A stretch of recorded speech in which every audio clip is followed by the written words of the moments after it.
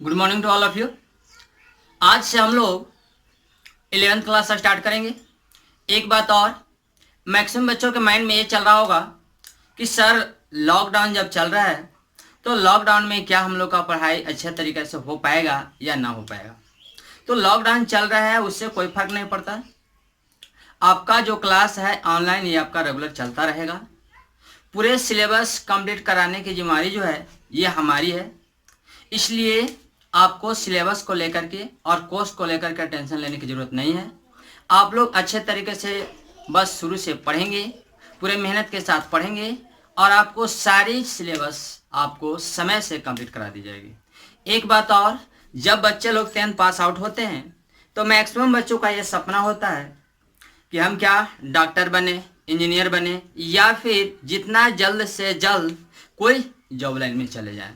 तो देखिए बाबू, जैसे ही बंदा 10th पास करता है तो उसको जॉब लेने का सबसे बेहतरीन चांसेस क्या होता है, आपका 12th लेवल होता है। यानी जैसे वो बंदा 12th पास करेगा उसको क्या तुरंत आपको जॉब मिलेगा। यानी जॉब मिलेगा तो क्या क्या चीज़ का मिल सकता है, सबसे ज़्यादा चांसेस क्या क्या चीज़ का है। तो देखिए बाबू, आपका एक होता है 11th और 12th बेस पर क्या, तो सबसे पहले आपका होता है एनडीए, ठीक है। सेकंड में क्या बाबू, सेकंड में आपका होता है एसएसआर, ठीक है। थर्ड में क्या है, तो थर्ड में आपका है इंडियन नेवी, इंडियन नेवी, ठीक है बाबू। और फोर्थ में क्या है, तो फोर्थ में आपका है इंडियन आर्मी या फिर कहिए क्या AIEEE, या फिर इसको अब बना दिया गया है जेई मेंस, जेई मेंस और क्या प्लस में लिख दीजिए एडवांस। ये आपका ऐसे, यानी आपको 11th और 12th के आधार पर सबसे पहले क्या एक एनडीए में जाने का चांसेस होता है। सेकंड में क्या आप एसएसआर में जा सकते हो। थर्ड में क्या आप इंडियन नेवी में जा सकते हो। तो फोर्थ क्या, तो आप जेई मेंस या जेई एडवांस क्वालिफाइड कर सकते हो, या फिर मेडिकल लाइन में जाना चाहते हो तो आप मेडिकल लाइन में जा सकते हो, ठीक है बाबू। अब कौन तो बंदा बोला है कि ठीक है सर जो आप बोल रहे हैं कि एनडीए में जाइए या एसएसआर में जाइए या फिर इंडियन नेवी में जाइए या फिर जेई मेंस और जेई एडवांस क्वालिफाइड कीजिए, तो कैसे। देखिए बाबू, इसका ये जो सिलेबस है एनडीए का वो आपका क्या है, तो ये आपका है 11th और प्लस क्या 12th। यदि आप 11th और 12th सही ढंग से आप पढ़ लेते हो तो ये आपका क्या, इसका सिलेबस जो है आपका 11th और 12th यानी 2 साल अगर यदि सही तरीके से आप मेहनत कर देते हो तो आप एनडीए में जा सकते हो। सेकंड में क्या है बाबू, तो सेकंड में आपको लिखा गया एसएसआर, एसएसआर ये भी आपका नेवी का ही पार्ट होता है, ठीक है, जिसका सिलेबस क्या होता है, तो 11th और प्लस क्या 12th ये आपका होता है। यानी 11th और 12th का अगर यदि आपका कोर्स अच्छे तरीके से कंप्लीट है, अच्छे तरीके से यदि आप इसको जानते हो 11th और प्लस 12th को, तो आप एसएसआर में जा सकते हो। उसके बाद क्या है बाबू, तो आपका इंडियन नेवी, इंडियन नेवी का भी सिलेबस क्या है, तो इंडियन नेवी का भी सिलेबस है आपका 11th और प्लस में क्या, तो प्लस में 12th। अब ये सब का फॉर्म कब आता है, तो ये सब का आप फॉर्म देखिए जैसे ही आपका 12th का रिजल्ट आएगा, जैसे ही आपका 12th का रिजल्ट आएगा उसी वक्त क्या आएगा आपका इसका फॉर्म आएगा। यानी 12th का आपका क्या 11th और 12th का सही ढंग से अगर तैयारी किया हुआ है तो आप इसी तैयारी के आधार पर आप तुरंत जॉब लाइन में जा सकते हो। अभी कौन कौन सा, तो एक एनडीए में जा सकते हो, एक एसएसआर में, और एक क्या इंडियन नेवी में जा सकते हो। उसके बाद क्या, उसके बाद आती है क्या इंजीनियरिंग लाइन। तो इंजीनियरिंग लाइन में क्या होता है, एक होता है जेई मेंस प्लस एडवांस, तो दूसरा का क्या होता है मेडिकल। जो बच्चा मेडिकल में जाना चाहेगा उसके लिए भी सिलेबस क्या है, वो आपका बायो से पढ़ेगा, उसके लिए भी क्या 11th और 12th ही है। और ये क्या है JEE mains plus advance. JEE mains plus advance में देखिए क्या है, इसका भी जो सिलेबस है वो आपका 11th और प्लस में क्या 12th। लेकिन इसमें फर्क बस ये होता है कि जब आप जेई मेंस और एडवांस क्वालिफाइड करना चाहते हो तो इसमें थोड़ा सा क्या हायर लेवल में जाना होगा, ठीक है, क्या हायर लेवल में जाना होगा। यानी आपको 11th और 12th के सिलेबस के साथ साथ इसी में थोड़ा सा डीप लेवल में जाकर के वर्क करना है। जब आप इसी में डीप लेवल में जाकर के वर्क करेंगे तो आप क्या, आप जेई मेंस और जेई एडवांस को क्या करेंगे क्वालिफाइड करेंगे। अब देखिए सबका रेशियो क्या रहेगा, परसेंटेज क्या रहेगा। तो देखिए बाबू, आपका 11th के सिलेबस से आपको 40% पूछेगा और 12th के सिलेबस से क्या, 11th से क्या, तो 11th के सिलेबस से आपको 40% क्वेश्चन पूछेगा और 12th के सिलेबस से क्या, तो 12th के सिलेबस से 60%। इसका जो रेशियो होगा वो क्या होगा, तो 40 और 60 का होगा। उसी प्रकार से यहाँ देखिए आपका SSR है, इसमें भी वही होता है बाबू, इसमें भी आपका 40% क्या, तो 40% आपका क्या 11 से पूछा जाएगा और 60% 12 से। उसके बाद क्या, उसके बाद यहाँ पर लिखा गया क्या, इंडियन नेवी। इंडियन नेवी का भी वही रेशियो रहता है, लगभग क्या 40 से 60% का रेशियो रहेगा। ठीक है, 40 to 60, यानी 11th क्लास से क्या 40% क्वेश्चन रहेगा और 12th क्लास से क्या 60%। उसके बाद क्या, जे मेंस प्लस एडवांस, इसका भी रेशियो लगभग, इसका भी रेशियो जो है ये लगभग क्या, तो लगभग वही रहता है 40 to 60। ठीक है, इसका भी रेशियो अप्रॉक्स सेम रहता है। ठीक है बाबू, तो आप लोग जान गए हैं कि जैसे ही आपका 11th और 12th का सिलेबस अगर यदि अच्छे तरीके से कंप्लीट हो जाता है और जैसे आप 12th क्वालिफाइड करते हो, यानी 12th का एग्जाम जैसे देते हो, वैसे क्या आप एनडीए में जा सकते हो, आप एसएसआर में जा सकते हो, तो क्या इंडियन नेवी में भी जा सकते हो, तो जेई मेंस और जेई एडवांस भी क्वालिफाइड कर सकते हो। इसके बाद देखिए आज के क्लास में हम लोग क्या स्टार्ट करेंगे, आज के क्लास में हम लोग बिल्कुल एकदम some basic concept of trigonometry से चलेंगे। ट्रिग्नोमेट्री के बिल्कुल एकदम बेसिक कंसेप्ट से स्टार्ट करेंगे, बिल्कुल जीरो लेवल से स्टार्ट करेंगे और उसके बाद हम लोग क्या धीरे धीरे पढ़ते पढ़ते हम लोग हायर लेवल तक चलेंगे। ठीक है बाबू, तो फिलहाल इतना, एक काम कीजिए, इसको आप स्क्रीनशॉट ले लीजिए अगर यदि आप लेना चाहते हैं तो, और नहीं लेना चाहते हैं तो इसको आप छोड़ भी सकते हैं।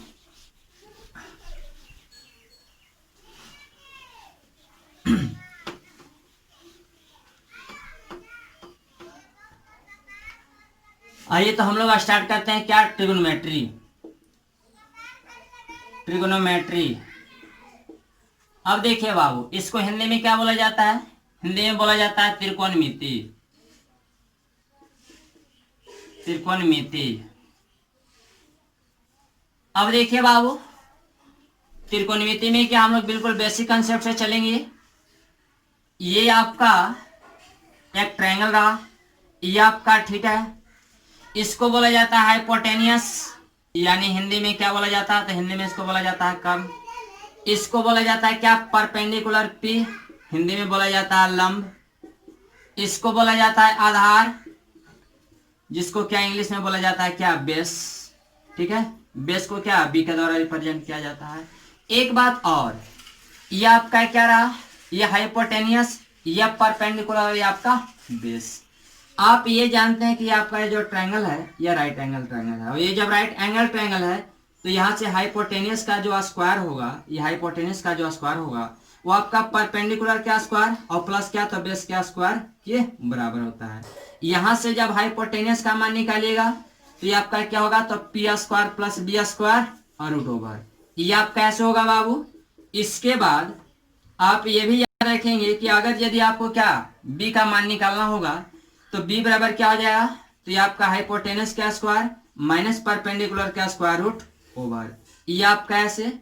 और अगर यदि आपको p का मान निकालना होगा तो यहाँ से p का मान निकालेगा तो क्या होगा, b स्क्वायर इधर आएगा, यानी हाइपोटेनियस का स्क्वायर माइनस b का स्क्वायर और रूट ओवर, ये आपका क्या p का मान आ जाएगा। इसके बाद क्या, इसके बाद आप जानिए कुछ ट्रिग्नोमेट्रिकल रेशियो, जैसे कि ट्रिग्नोमेट्रिकल रेशियो क्या क्या होता है, तो एक होता है साइन थीटा, एक होता है क्या कॉस थीटा, एक होता है क्या टैन थीटा, एक होता है आपका कॉट थीटा, एक होता है क्या सेक थीटा और एक आपका होता है कॉसेक थीटा। यानी ये जो आपका ट्रिग्नोमेट्रिकल रेशियो है ये आपको 6 होता है। कितना होता है, 6। कौन कौन, तो साइन, कॉस, टैन, कॉट, सेक और कॉसेक। एक बात और, ये जब आपका ट्रायंगल है तो मैंने बताया कि आपका थीटा है तो ये आपका क्या यहाँ पर 90 डिग्री का एंगल बन रहा है, तो ये आपका हाइपोटेनियस, ये आपका परपेंडिकुलर और ये आपका बेस, यानी ये आपका हाइपोटेनियस, ये आपका परपेंडिकुलर और ये आपका बेस, यानी ये आपका कर्ण, ये आपका लंब और ये आपका आधार। अब देखिए इन तीनों को मिला करके आपको रिलेशन क्या क्या बन सकता है, इनका रेशियो बोलिए तो, इनका रेशियो बोला जाए तो अनुपात, इसका अनुपात क्या क्या हो सकता है, इनमें रिलेशन बताइए अनुपात के रूप में। तो आप ये कह सकते हो कि एक P/B हो सकता है, P/B। तो यह भी हो सकता है कि B/P हो जाए। तो यह भी हो सकता है B/H, B/H। तो यह भी हो सकता है क्या, H/B, ये हो सकता है। तो यह भी हो सकता है कि P/H। तो यह भी हो सकता है कि H/P, यह भी हो सकता है। क्या इसका जो रेशियो है यानी P/B और H का जो रेशियो होगा यानी जो अनुपात होगा, क्या इतना ही 6 होगा क्या, यही 6 अनुपात होगा क्या, 1 2 3 4 5 1 6। यही आपका क्या, यही आपका ट्रिग्नोमेट्रिकल क्या रेशियो कहलाता है, यही आपका क्या त्रिकोणमितीय अनुपात कहलाता है। अब देखिए इसका रिलेशन हम लोग कैसे तैयार करेंगे। एक काम कीजिए, फिलहाल इसको आप लोग क्या स्क्रीनशॉट ले लीजिए, और उसके बाद शायद आप लोगों ने स्क्रीनशॉट ले लिया होगा। इसके बाद आप आइए,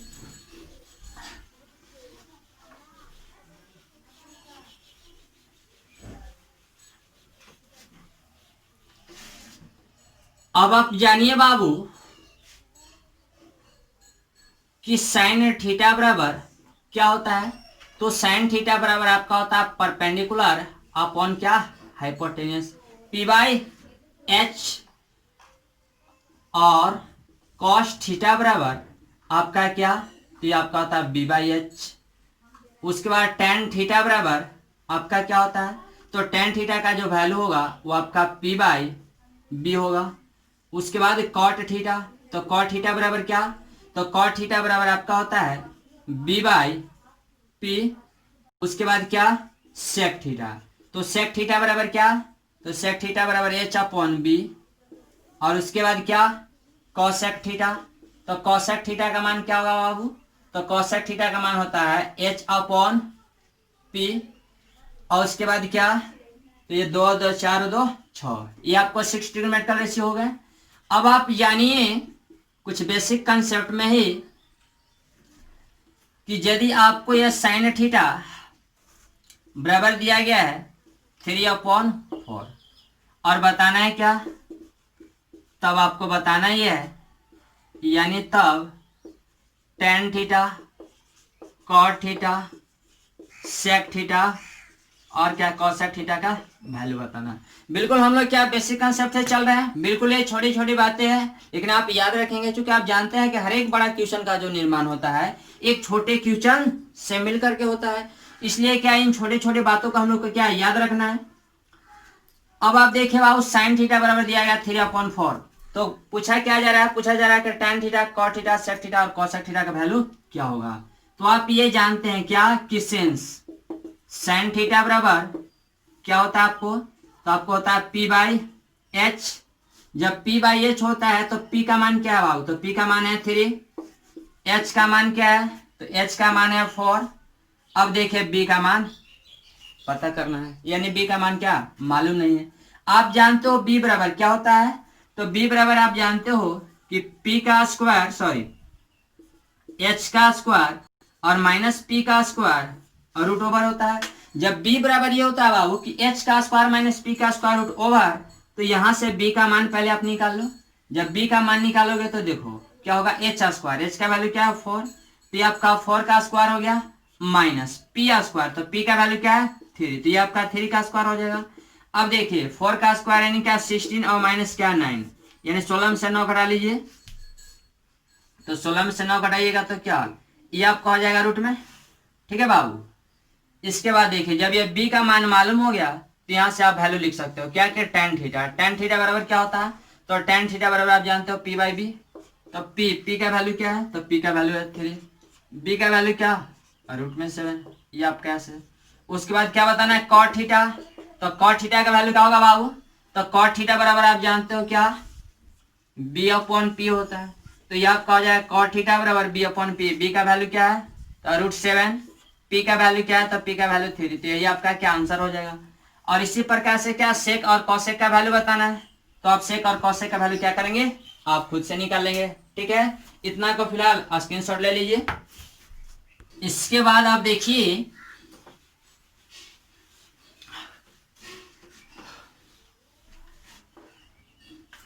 अब देखिए बाबू ये आपका रहा sine theta greater than equal to 0 और लेस देन इक्वल टू 1, या ग्रेटर देन इक्वल टू कीजिए -1 और लेस देन इक्वल टू क्या +1। इसका पावर क्या कर दीजिए 2n+1, यानी क्या odd number, odd number, odd number. अब देखिए बाबू ये आपका ऑड नंबर है जिसको हिंदी में क्या बोला जाता है विषम, विषम संख्या। ये आप कैसे, अगर यदि आपको बाबू साइन थीटा का पावर क्या ऑड नंबर रहता है, क्या ऑड नंबर, ऑड नंबर कहे तो क्या विषम संख्या।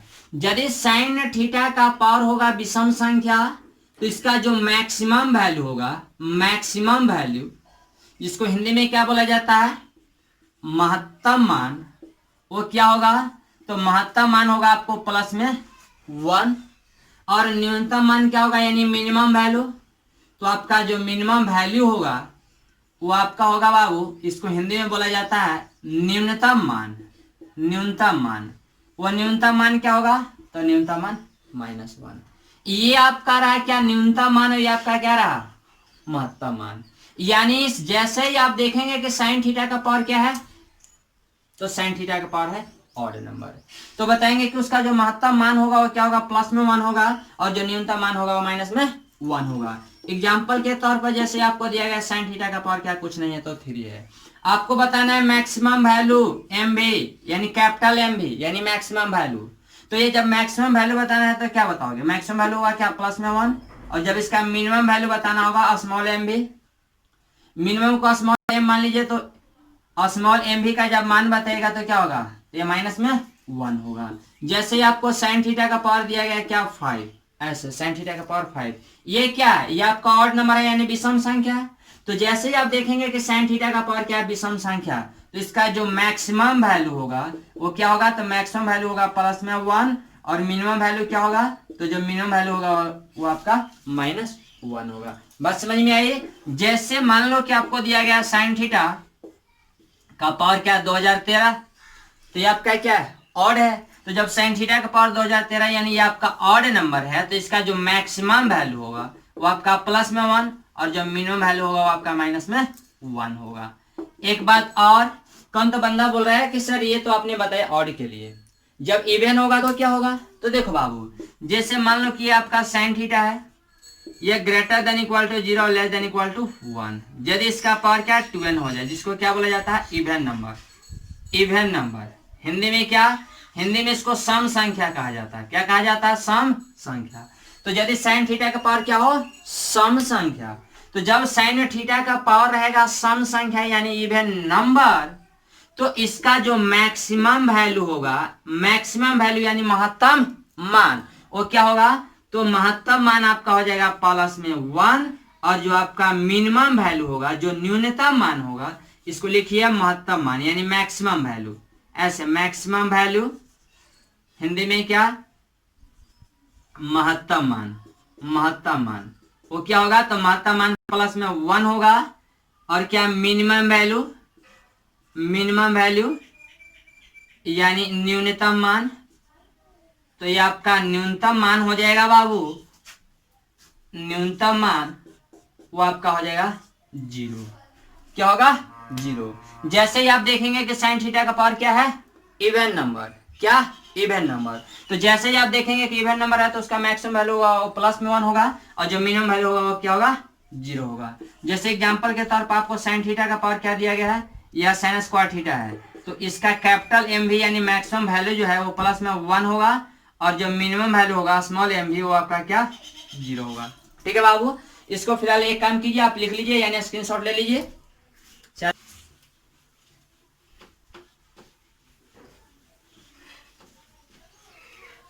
चलिए इसके बाद देखिए आप एक और एग्जांपल के तौर पर कि आपको दिया गया क्या sine theta two the power क्या 2012, ये आपको ऐसे दिया गया है, आपको बताना है मैक्सिमम वैल्यू और एक बताना है क्या मिनिमम वैल्यू। तो इसका मैक्सिमम वैल्यू क्या होगा तो इसका जो मैक्सिमम वैल्यू होगा वो आपका क्या होगा +1 और जो मिनिमम वैल्यू होगा वो आपका क्या होगा 0। एक बात और, जैसा कि आपको ये बताया गया था कि साइन थीटा है यानी इसका पावर कुछ नहीं तो 1 है। 1 कहें तो क्या है, ऑड नंबर। तो जब साइन थीटा के पावर है ऑड नंबर तो जो इसका मैक्सिमम वैल्यू होगा वो आपका क्या, 1 होगा। साइन थीटा का क्या मैक्सिमम वैल्यू 1, और जो इसका मिनिमम वैल्यू होगा वो आपका क्या, -1 होगा। एक बात और, ऐसे साइन थीटा बराबर यदि आपको दिया गया है ऐसे 2 तो यह डिफाइंड नहीं होगा। क्यों, क्योंकि आप जानते हैं कि साइन थीटा का जो मैक्सिमम वैल्यू होता है वो तो प्लस में 1 होता है। तो क्या 2 होगा, ये आपका नहीं होगा। यदि कहीं साइन थीटा का वैल्यू अगर यदि ऐसे दिया गया है ये 12/5 या समथिंग, तो ये आपका डिफाइन नहीं होगा। यानी जब भी होगा साइन थीटा का वैल्यू तो आपका क्या 1 से छोटा या 1 के बराबर होगा। बस समझ में आई। क्योंकि आप जानते हैं कि साइन थीटा का मैक्सिमम वैल्यू जब 1 होता है तो 1 से मैक्सिमम नहीं हो सकता, 1 से बड़ा नहीं हो सकता है। उसी प्रकार से अब हम लोग जानेंगे क्या, कॉस के बारे में। कि मान लो कि आपको दिया गया क्या, ऐसे दिया गया cos theta greater than equal to -1 और लेस देन इक्वल टू 1। यहाँ पर लिखा गया क्या, इसका पावर लिखा गया 2n + 1, यानी यू कहें तो क्या ये ऑड नंबर है। ये क्या है, ऑड नंबर, ठीक है। जिसको हिंदी में क्या बोलेंगे, हिंदी में बोलेंगे विषम संख्या। विषम संख्या ये आपका ऐसे, ठीक है। अब देखिए बाबू, जैसे ही आप देखेंगे कि कॉस थीटा का पावर क्या है, ऑड नंबर है। क्या बाबू, ऑड नंबर। तो इसका लिखेंगे कि जो मैक्सिमम वैल्यू होगा वो क्या होगा, तो जब कॉस थीटा का पावर रहेगा ऑड नंबर तो उसका मैक्सिमम वैल्यू होगा प्लस में 1, और जो मिनिमम वैल्यू होगा, जो मिनिमम वैल्यू यहाँ पर लिखे कैपिटल मैक्सिमम, यानी क्या मैक्सिमम वैल्यू, तो मैक्सिमम वैल्यू आपका प्लस में 1, और जो आपका मिनिमम वैल्यू होगा, मिनिमम वैल्यू वो आपका क्या होगा, तो ये -1 होगा। एग्जाम्पल के तौर पर मान लो बाबू आपको दिया गया है क्या, कॉस थीटा, कुछ नहीं तो पावर तो 1 है। तो क्या इसका ये जो पावर है वो क्या इवन है या ऑड, ऑड है।